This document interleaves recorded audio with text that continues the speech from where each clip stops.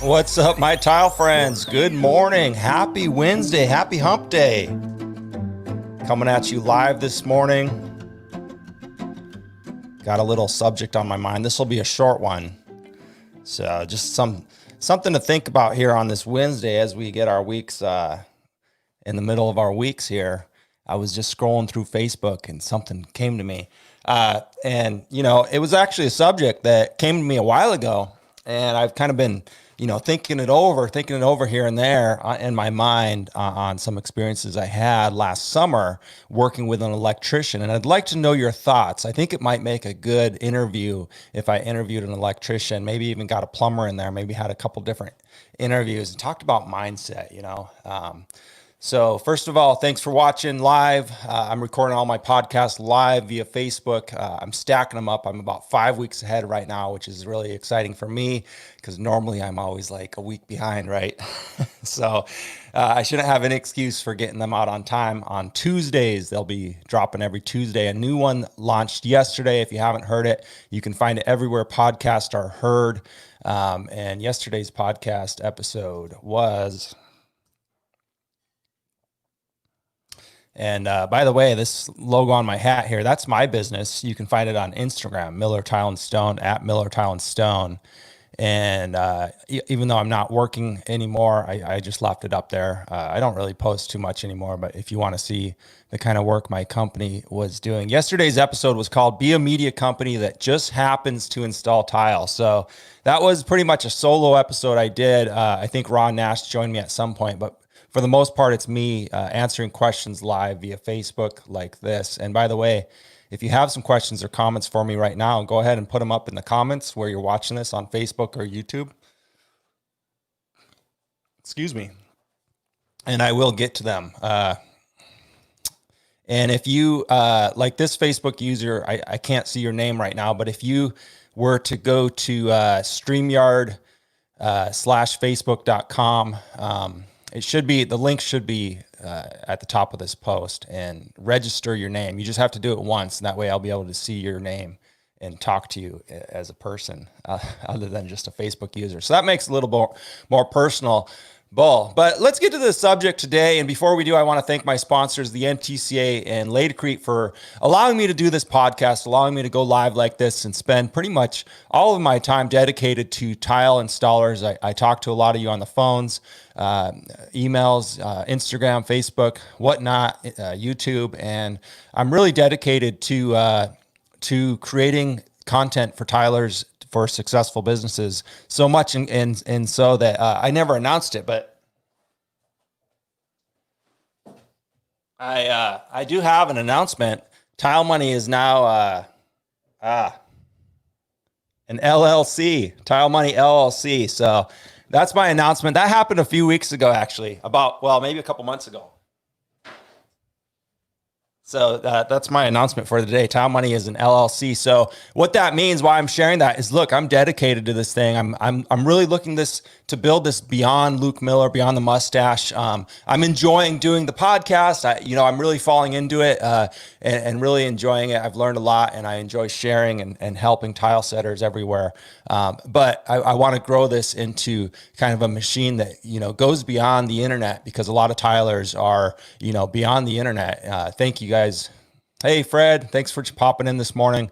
Just want to talk about mindset today. And so that, that brings me to today's subject. It's kind of interesting. I was thinking about it. Let me show you the picture that kind of stirred up this thought in my mind, which was something I've been thinking about for a while.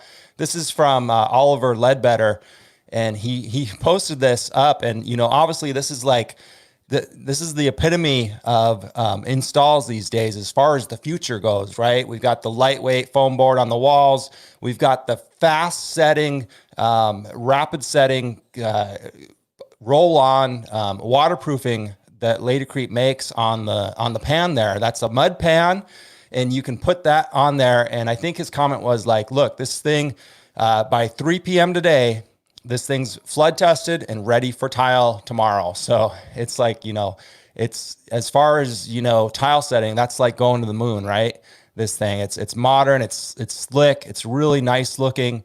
And it just kind of reminded me of this summer I was working with my brother-in-law, who's a licensed California electrician. And I was working with him for a couple weeks, up in his city there, just before we left California.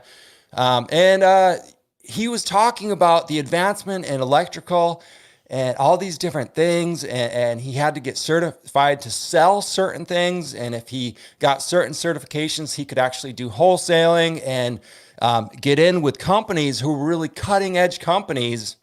And he said, a lot of the work he was getting was because he had kind of advanced himself in the electrical industry and gotten these certificates and gotten in with these companies who were doing a lot of the work for him as far as like marketing and advertising, because these really wealthy people, they wanted certain things. And it was shocking to me. He would talk about like one switch would be like $800 because of the brand name.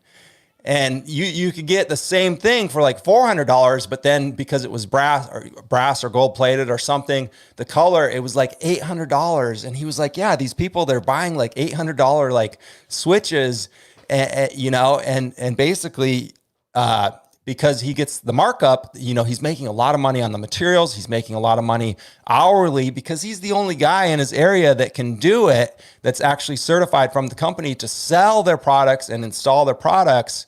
And he was so excited about all these, he really stays up to date.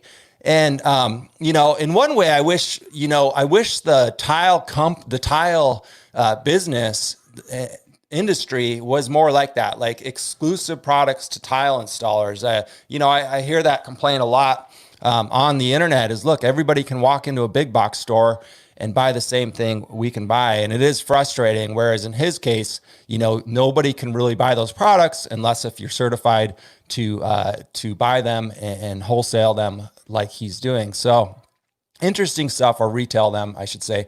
So interesting differences, but one of the main differences in the mindset was really embracing the technology, because let's face it, electricity hasn't changed. I mean, the light goes on, the light goes off, but so many little things have changed. LED lights, different technology, timers, smart homes, all this stuff, smart homes. Think about that for a minute. We have now smart showers. Did you know that? Do we talk about it? Do we sell it? Do we upsell it? No, I don't see a lot of people doing it. It's the very small minority that are like installing smart showers. In other words, that shower, it's like a program. It's like a little box, like a thermostat, right? Like a touch screen, like an iPhone, and you touch it and you're like, okay, I want the water to be 85 degrees. I want it to come on this time. I want the floor to be 85 degrees when I walk in there at 7 a.m. I know my routine, whatever, yada, yada, yada. So you have all these things, but we're not really embracing them as a community. I feel like we're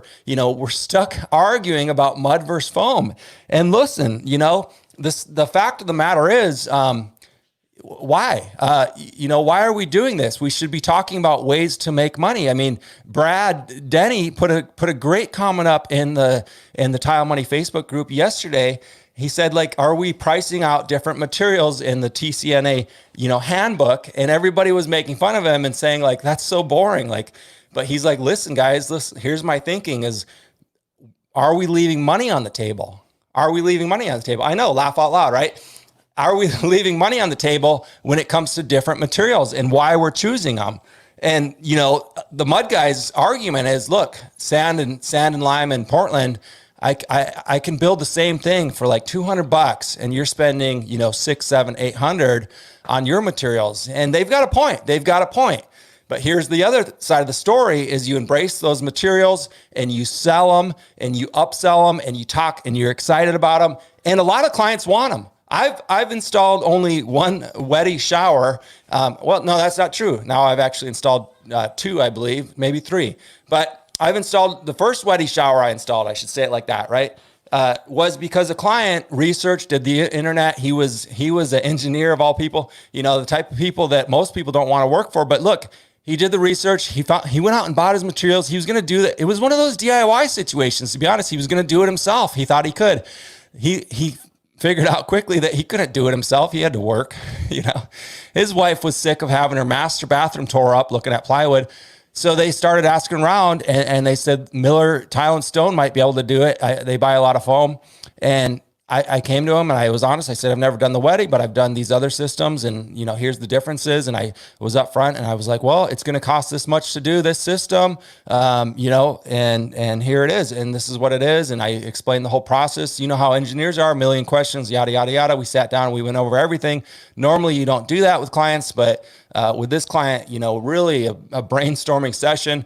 And at the end of the day, it wasn't about price. It was about the fact that I could do the job and do the job right. And it was a beautiful job. It was travertine, silver travertine. And I got it published in a magazine, a local designer magazine, the whole 9 yards, really good deal. And the fact of the matter is, I embraced the technology, I embraced it, and I was excited about it because he was excited about it, and I was able to charge a lot more than the local competition was charging for showers at the time. Michael, what's up? Strong man. Good to see you, brother.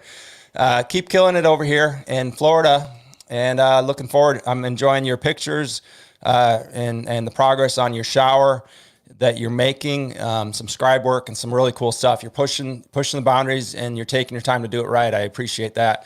So listen, guys, embrace the technology. Hey, Matt, good to see you, brother. Good to see you, Matt Clark out of San Luis Obispo. Great artisan tile shop there in Slow. Great installer, lots of good history. I've been trying to get Matt on the show. It's early over there. It's almost, almost 7. So anyways, embrace the technology, upsell it, be excited about it. This is the difference between a lot of tilers and a lot of electricians and plumbers, is they're really advancing themselves with the trade. And now, I know I'm ruffling feathers here with a lot of California guys. If you're going to be a mud guy, be a mud guy, but sell that crap, sell that mud like no other. And the fact of the matter is, California is a terrible market to sell mud. Other guys like Mark Christensen and Utah and other people that are selling mud in other states that don't do mud, they do foam. That's the perfect market to sell mud, because then you're like, look, I'm different than everybody else, and here's why. This is why, blah, blah, blah. This is, something that, is going to last until your grandchildren tear this house down or whatever. So it's just like that, sell whatever you're selling, but be different, embrace the difference, and embrace the technology, and really, get excited about whatever it is you're selling, and learn, because that's the other thing, is like, don't be afraid to try things because, you're just afraid or you don't like it, because you might get that call one day where they're just looking for somebody who's the most knowledgeable person out there. Excuse me, guys. So that's my thoughts. Would you guys think it would be interesting to have actually like an electrician or a plumber on the podcast interview? I know this is a Tile Money podcast, and some of my critics are like, why do you interview GCs? Why do you interview this person, that person? Look, I'm learning. I want to ask questions and learn. And I listen to all kinds of business podcasts. I listen to real estate podcasts. I listen to, and in fact, I think it's one of the best ways to learn is to listen to different podcasts, listen to different industries, look for different industries, see how they're advancing, see how they're doing things, to actually say, hey, I'm going to implement this strategy in my business. Even though that guy's selling, watches, I think I can use some of his marketing tactics. I think I can use his energy. All right, we got a yes. That's good. I'm gonna line it up. I'm gonna line up in a podcast with an electrician, and maybe even bring a plumber on there and just have a little roundtable discussion. I think it would be interesting, to say the least. All right, guys, that's it for me. I'm gonna head out and go on a quick walk before it gets too hot here in Florida to leave the house until this evening. So I hope you all are having a good week, and as always, stay profitable, tile friends.